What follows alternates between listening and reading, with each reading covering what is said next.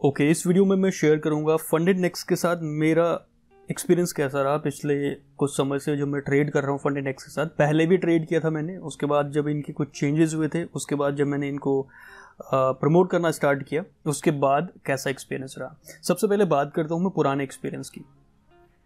देखिए, ये मैं क्यों शेयर कर रहा हूँ, क्योंकि मेरे पास फंडेड नेक्स्ट के बहुत सारे ईमेल्स आते हैं, क्या ये फेक है, कमेंट आते हैं कि ये फ्रॉड है, ये पे आउट नहीं देते, ये स्लिपेज में इशू करते हैं। तो उन कमेंट्स के रिप्लाई या फिर ईमेल्स के रिप्लाई के बदले में मैंने सोचा इस वीडियो में ये सारी चीज़ें मैं आपको बता दूं। अगर आप फंडेड नेक्स्ट के बारे में थोड़ा बहुत सोच रहे हैं, बाय करने का प्लान या इनके साथ काम करने का सोच रहे हैं, तो शायद ये वीडियो आपके लिए हेल्पफुल होगा। ठीक है, अब हेल्पफुल क्यों होगा, क्योंकि मैंने इनके नेगेटिव्स भी हाईलाइट करे हैं और इनके पॉजिटिव्स भी हाईलाइट करे हैं। सबसे पहले वीडियो मैंने आज से 5 या 6 महीने पहले बनाया था, आप चेक कर सकते हैं यूट्यूब में। तो उस पर मैंने अपना एक्सपीरियंस शेयर किया था। मैंने पहला चैलेंज बाय किया था, दैट वाज प्रॉबेबली 100K या 50K, ऐसा कुछ था, मुझे याद नहीं एग्जैक्टली। उसका फेज़ 1 मैंने कंप्लीट कर दिया था और फेज़ 2 पर मैंने वो फेल कर दिया था। उसका रीज़न मैंने उस वीडियो में अच्छे से बताया था। पहली बात, इनका जो प्लेटफॉर्म था उस टाइम पर इनका ब्रोकर था 8cap, और 8cap में उस टाइम पर इनके MT4 और MT5 जो टर्मिनल थे वो हैंग हो जाते थे, मतलब उन पे नेटवर्क आने बंद हो जाते। तो इस तरह की प्रॉब्लम चल रही थी। मेरे साथ भी कुछ ऐसा ही हुआ था, शायद वही रीज़न था, मैंने वो जो अकाउंट था वो फेल कर दिया था। तो उस टाइम पर मैंने जो वीडियो बनाया, आप उसमें मेरा रिएक्शन भी चेक कर सकते हैं, because I was unhappy with the service. Although जो अच्छी सर्विसेज थी वो मैंने फर्स्ट डे उस नेगेटिव वीडियो में भी मैंने हाईलाइट करी थी कि इनका जो 15% का प्रॉफिट स्प्लिट है फर्स्ट डे से, वो चीज़ होगी, या फिर बाकी जो ट्रस्ट वाले फैक्टर्स हैं या फिर कस्टमर सर्विस, उनको मैंने पॉजिटिव ही दिया था रिस्पॉन्स पॉइंट ऑफ व्यू से। लेकिन जो मेरे साथ हादसा हुआ था, दैट वाज समथिंग वो मैंने एक्सपेक्ट नहीं करा था। वो उस टाइम के हिसाब से गलत था और मैंने उसको ओपनली बताया भी था। ठीक है, अब बात करते हैं उसके 2 या 3 महीने बाद, जब इन्होंने अपने खुद के सर्वर लॉन्च करे थे। सबसे पहले इनका MT5 का आया था ग्रोथ नेक्स्ट, और उसके बाद आया था इंसेंटिको जो MT4 का है। तब से इनके साथ मैंने दोबारा फिर से काम करना स्टार्ट करा और मैंने फिर से एक 100K का चैलेंज ट्राई किया था, और अनफॉर्चुनेटली वो अकाउंट भी हम पास नहीं कर पाए थे। और उसके लिए रिस्पॉन्सिबल है मेरी ट्रेडिंग स्ट्रैटेजी, क्योंकि अब जो मेरा ट्रेडिंग स्टाइल है वो ये है कि मैं डेमो फेज में कम से कम टाइम स्पेंड करने की कोशिश करता हूँ। अगेन, ये मैं रेकमेंड नहीं करूंगा हर किसी को, क्योंकि डेमो में भी आप वैसे ही ट्रेड करें जैसे आप रियल में ट्रेड करते थे। क्योंकि जब मेरे पास ऑप्शन है कि मैं वो रिस्क ले सकता हूं, अगर वो पास जल्दी हो जाता है तो दैट इज गुड, अगर नहीं हो पाता, अगर वो फेल हो जाता है, तो दोबारा मैं उसी अमाउंट को लगा के मैं उसको पास करने की कोशिश करता हूं। अगर वो पास हो जाता है लकीली, तो उसमें जल्दी से ट्रेड करके जो भी मैंने अमाउंट लगाया था उन चैलेंजेस को खरीदने में, तो वो कहीं ना कहीं रिकवर हो सकता है। तो ये मेरी ट्रेडिंग स्टाइल है, कुल मिला के जल्दी से उसको जो है इवैल्यूएशन फेज को खत्म करना और जल्दी से जल्दी लाइव अकाउंट में जाना। इट्स जस्ट दैट कि जो मैं इवैल्यूएशन वाला फेज है उसमें कम टाइम स्पेंड करना चाहता हूँ। तो दोबारा जो 100K का मैंने चैलेंज लिया था, उस पर हाई रिस्क मैंने लिया था, तो वो कहीं ना कहीं हमने अकाउंट खो दिया था। उसमें मैंने एक ट्रेड ओपन छोड़ दिया था और वो डे एंड तक होल्ड किया था। तो आपको पता है, डे एंड के टाइम पर जब स्प्रेड बढ़ता है तो वो कहीं ना कहीं जो लिमिट होती है उससे ऊपर चला गया और वो अकाउंट खो गया। कुल मिला के हमने 2 अकाउंट खो दिए थे फंडेड नेक्स्ट के साथ। फर्स्ट टाइम जो एक्सपीरियंस था वो कहीं ना कहीं मैं कह सकता हूँ कि एक टर्मिनल का इशू था या फिर कहीं ना कहीं फंडेड नेक्स्ट का इशू था। लेकिन इस बार जो मैंने ट्रेडिंग करी है उसमें कोई भी मुझे स्लिपेज का इशू नहीं दिखा, और उसमें ना ही मुझे कोई ऐसा स्प्रेड अननेसेसरी बढ़ता हुआ दिखा। हाँ, जहाँ पर न्यूज़ है वहाँ पर स्लिपेज भी है और वहाँ पर स्प्रेड भी वाइडन होता है, और ये मैंने एक्सपीरियंस करा है बाकी प्लेटफॉर्म्स में भी। ठीक है, तो उसके बाद मैंने एक और 25K का चैलेंज ट्राई किया इनके साथ, और उसका फेज़ 1 और फेज़ 2 दोनों क्लियर कर भी दिया था। अभी आप देख सकते हैं कि ये अकाउंट मेरे सामने है और ये लाइव अकाउंट है। अगर मैं बात करूँ ट्रेडिंग की, तो उसमें फेज़ 1 और फेज़ 2 हमने बहुत जल्दी कंप्लीट कर लिए थे। लगभग 10 या 12 दिन के अंदर दोनों फेज़ हमने कंप्लीट कर लिए थे। कुल मिला के हमने 5 दिनों के अंदर अंदर ही एक फेज़ कंप्लीट कर लिया था। मतलब 5 दिन की मिनिमम ट्रेडिंग होती है, तो 10 दिनों के अंदर हमने ये कंप्लीट कर दिया था। तो 10 दिन का वेट हमें करना पड़ा, तो 10 दिन के बाद हमें ये लाइव अकाउंट मिल गया था। तो इस पर ट्रेड करना हमने स्टार्ट किया था 21 तारीख के आसपास। फर्स्ट ट्रेड जो हमने एग्जीक्यूट किया था, अगर यहाँ पर देखें आप, तो फर्स्ट ट्रेड हमने एग्जीक्यूट किया था 20 तारीख को, सॉरी। तो 20 तारीख से जो आखिरी ट्रेड हमने एग्जीक्यूट किया इस पर, वो किया था 26 तारीख को। तो हार्डली हमने 5-6 दिन की ट्रेडिंग करी थी इसमें, तो उस पर लगभग 5% का प्रॉफिट हमने जनरेट कर दिया है।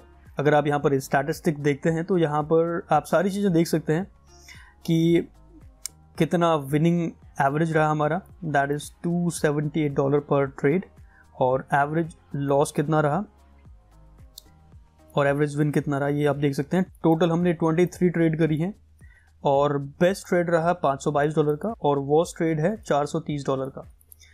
एंड इसके अलावा अगर रिस्क टू रिवॉर्ड की बात करें तो 1:1.5 के आसपास का है और टोटल लॉट हमने 57 ट्रेड करे हैं।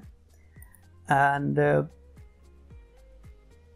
यहाँ पर देखिए मैं अक्सर शॉर्ट करता हूँ, लॉन्ग विन करी नहीं मैंने। जितनी भी यहाँ पर मैंने ट्रेड करी हैं वो सेल ज़्यादा करी हैं, बाई कम करी हैं, और जो बाई करी भी हैं तो वो लूजिंग ट्रेड रही। जितनी भी रही कुल मिला के मैक्सिमम जो शॉर्ट करी है वो यहाँ पर जो है विनर रहे हैं। तो यहाँ पर अगर मैं देखूँ डेली ड्रॉडाउन हमें लगभग $1200-1250 के आसपास रहता है। उसके हिसाब से अगर मैं $450 अगर लूज़ कर रहा हूँ एक ट्रेड में, जो मेरा मैक्सिमम लॉस है, तो ये बहुत एक्सट्रीम रिस्क है। अगर देखा जाए तो ये बहुत ज़्यादा है। इसको भी मैं बहुत ज़्यादा रिस्की ट्रेड मानूंगा कि एक ट्रेड में मैं $400 तक का या $450 तक का जो है मुझे रिस्क में यहाँ पर लेना पड़ा। अगेन ये मेरी स्ट्रैटेजी का पार्ट है, क्योंकि मैं हाई रिस्क पर काम कर रहा था इस पर, तो ये ज़रूरी था मेरे लिए, ठीक है। तो अगर आप नॉर्मली ट्रेड करते हैं तो मैक्सिमम मैं बोलूँगा कि आप 0.5% तक जाएँ पर ट्रेड में। वो बहुत सेफ वे होता है ट्रेड करने का, जब तक कि आपकी स्ट्रैटेजी हाई रिस्क ना हो। अगर आप बिगिनिंग से स्टार्ट कर रहे हैं तो आप 0.5% से ऊपर बिल्कुल ना जाएं, दैट इज सेफ, ठीक है। तो अभी फिलहाल क्या है, देखिए अभी फिलहाल हमने इसमें प्रॉफिट जनरेट कर दिया है लगभग 5% का। और 5% क्यों करा, वो एक टारगेट था हमारा। 5% जब भी आप जनरेट करते हैं फंडेड नेक्स के साथ, तो इसमें आपका जो डेमो फेज वाला जो 15% का फैक्टर है वो भी आपको मिल जाता है। ऑल्दो यहाँ पर $1250 हमने जनरेट करा है इसमें। अगर मैं बात करूं टोटल इसमें प्रॉफिट कितना हमारा होगा, तो इसमें 15% का भी जाएगा। अगर मैं फर्स्ट फेज़ की बात करूं 25,000 का अगर आप 8% निकालें तो वो होता है $2,000, और वैसे ही अगर आप 25,000 का अगर 5% निकालें वो होता है 1250, ठीक है। तो अगर मैं 2,000 प्लस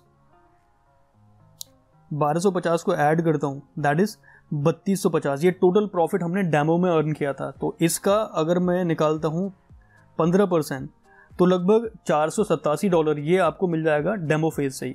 तो कुल मिला के जो भी 5% हमने जनरेट करा है उसका, ठीक है, जो स्प्लिट है वो तो हमें मिलेगा ही, साथ में जो ये $487 या $500 के आसपास है ये भी हमें ऐड करके मिलेगा। तो मेरी स्ट्रैटेजी इस पर्टिकुलर अकाउंट में यही थी फंडेड नेक्स के साथ कि 5% इज मैक्सिमम गोल। वहीं अगर ये 25 की जगह 50K का अकाउंट होता है तो वहाँ पर जो मेरा लाइव अकाउंट में ट्रेड करने का तरीका है वो थोड़ा अलग हो जाता है, उसका रिस्क मेरा हाफ हो जाता है। कुल मिला के फर्स्ट मंथ में मेरा टारगेट रहता केवल 2.5% के आसपास, और वहीं अगर ये 100K का अकाउंट रहता तो वहाँ पर पहले मंथ में मैं टारगेट रखता एटलीस्ट लगभग 1 से 2% के आसपास, इससे ज़्यादा नहीं, ठीक है। और यही टारगेट मैंने माई फॉरेक्स फंड्स के साथ भी रखा था। 1 से 2% से ज़्यादा मैं रिस्क नहीं लेता था पर मंथ। अगर मेरा टारगेट कंप्लीट हो चुका है तो मैं वहाँ पर ट्रेडिंग स्टॉप कर देता था। जैसे मैंने यहाँ पर 6 या 7 दिन में ट्रेडिंग कंप्लीट कर दी, तो इसमें इस अकाउंट में मैं अब ट्रेड फर्दर नहीं करूँगा। तो जो भी अमाउंट इसमें है, इसमें आगे फर्दर इस मंथ के लिए ट्रेड नहीं होगा जब तक ये विड्रॉल नहीं आ जाता। तो ये विड्रॉल लेने के बाद जो है उस पर्टिकुलर मंथ के लिए हम दोबारा टारगेट सेट करते हैं कि इस मंथ के लिए हमारा टारगेट कितना होना चाहिए, और ये टारगेट ऐसे कैसे सेट करेंगे, ये एक रियलिस्टिक होना चाहिए, ठीक है। मैं जो रियलिस्टिक मानता हूँ वो 3 से 5% का टारगेट मानता हूँ मैक्सिमम। अगर मैं देखूँ पर मंथ 3 से 5%, इससे ज़्यादा टारगेट मैं लेके नहीं चलता। तो आप भी जो टारगेट रखते हैं वो रियलिस्टिक रखिए। एक टारगेट सेट अगर आपने कर दिया तो उसके बाद आप ट्रेडिंग बंद कर दें, क्योंकि देखिए यही एक रूल है गाइस। मैं चाहता तो इस अकाउंट को रिस्क ले लेके हो सकता है मैं 10%, 15%, 20% लेने की कोशिश करूं, लेकिन मुझे पता है कि ट्रेडिंग हमेशा वन साइडेड नहीं रहती। मार्केट हमेशा आपको फेवर नहीं करती, आपकी कितनी स्ट्रांग स्ट्रैटेजी हो। अब यहाँ पर देखिए 52% का विन रेट है मेरा यहाँ पर, और 52% के विन रेट में भी जो मेरा रिस्क टू रिवॉर्ड है वो केवल 1:1.5 के हिसाब से है। उसमें भी हमने केवल लगभग 6 दिन के अंदर 5% का गेन कर दिया। तो कुल मिलाकर अगर आप कंसिस्टेंट रहेंगे, आपकी जो स्ट्रैटेजी है वो आपको 50% भी सपोर्ट कर रही है, और आपका जो विन रेट है वो केवल 1:1.5 के आसपास भी है, वो भी आप अगर आप पूरे मंथ ट्रेड करते हैं कंसिस्टेंट होकर, तो आप मंथ जो है एक प्रॉफिट में ही एंड करेंगे। और यही एक मात्र एज है ट्रेडर्स के लिए, स्पेशली जो फॉरेक्स में या कुल मिला के जो ट्रेड करते हैं, मैं बात बाइनरी या जो गैम्बलिंग होती है उसकी बात नहीं कर रहा हूँ, अगर आप ट्रेड करते हैं तो आपके पास ये एक छोटा सा एज होता है, इसी में अगर आप कंसिस्टेंट एफर्ट लगाएं तो ये चीज़ आपको अल्टीमेटली प्रॉफिटेबल बनाती है। तो फाइनल मैसेज क्या है? देखिए, मैसेज ये है, मैं आपको पोटेंशियल दिखा रहा हूँ प्रॉप ट्रेडिंग का। अगर आपके पास एक्सपीरियंस है, अगर आप 1-2 बार लॉस भी कर देते हैं अकाउंट्स को, दैट इज़ टोटली फाइन। आपके हो सकता है कभी कभी आपकी स्ट्रैटेजी काम ना करे, हो सकता है आपके कभी कभी टर्मिनल काम ना करे, जैसा मेरे साथ हादसा हुआ था, ठीक है। लेकिन इसका मतलब ये नहीं कि मैं ट्रेडिंग से हार मान लूँगा, नहीं। मुझे एफर्ट दिखाने पड़ेंगे और जो अपने ट्रेडिंग एफर्ट्स हैं उनको डे बाय डे ट्रेन भी करना पड़ेगा कि मैं डिसिप्लिन रहूँ, फ्रस्ट्रेट ना हूँ इन सब चीज़ों से।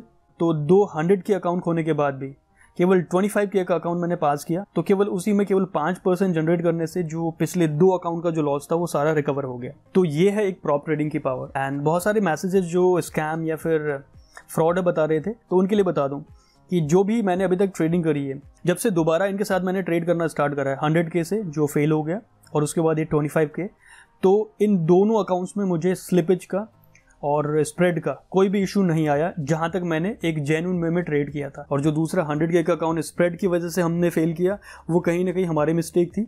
मुझे पता था स्प्रेड वाइडन होगा, लेकिन मुझे वो क्लोज कर देना चाहिए था। इसीलिए मैं आपसे बोलता हूँ कि डे ट्रेडिंग अगर आप करते हैं तो आप कोशिश करें कि डे एंड पर आप होल्ड ना करें ट्रेड को।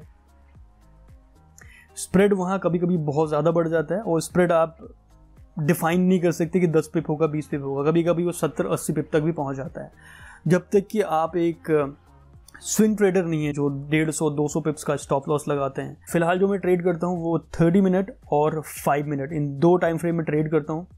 5 मिनट में ट्रेड करता हूँ केवल इंडिसीज के साथ, जिसमें कि नैस्डैक और US30, और 30 मिनट के टाइम फ्रेम में ट्रेड करता हूँ बाकी जो फॉरेक्स के पेयर्स हैं। अगर आप चाहें तो कमेंट कीजिए, मैं कौन सी स्ट्रैटेजी है वो रिवील कर दूंगा। अगेन वो एक मैजिक नहीं होगा, वो भी आपको केवल इतना ही देगा, मैक्सिमम 52%, और रिस्क टू रिवॉर्ड आप देख लीजिए, हो सकता है थोड़ा ज़्यादा हो सकता है थोड़ा कम हो, लेकिन कहीं ना कहीं वो आपको एक विनिंग एज में रखेगा। एंड जो लोग कहते हैं कि फंडेड नेक्स फ्रॉड है ऐसा कुछ, देखिए उसके लिए बता दूं कि इनके पे आउट के बहुत सारे प्रूफ्स आपको मिल जाएंगे डिस्कॉर्ड ग्रुप में, आप इनको वहाँ पर ज्वाइन कर सकते हैं, और बहुत सारे इनके इंटरव्यू मिल जाएंगे यूट्यूब पर, वहाँ पे आप देख सकते हैं।